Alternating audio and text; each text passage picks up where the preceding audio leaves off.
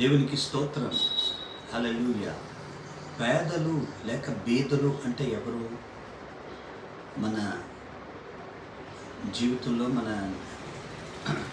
జీవన పయనంలో బీదలు లేక పేదలు అంటే తిండి లేనోళ్ళు, గృహం లేనోళ్ళు, బట్టలు లేనోళ్ళు మన పేదల కింద అనుకుంటాం. కానీ దేవుని యొక్క దృష్టిలో ఎవరు పేదవారు, ఎవరు బీదలు అని అంటే, చూడండి, ద్వితీయోపదేశకాండం 15వ అధ్యాయం 5వ వచనంలో చాలా స్పష్టంగా రాయబడి ఉంది. ఏమనంటే, ఆయన ఆజ్ఞలను మీరు అనుసరించి ఆయన మాటను వింటే మీలో బీదలు ఉండనే ఉండరు అని అక్కడ రాయబడి ఉంది. అంటే దాని అర్థం ఏంటంటే, ఆయన మాట వినాలి, ఆయన ఆజ్ఞలను మనం గైకొని దాన్ని నడుచుకుంటే మనము బీదలము కాదు.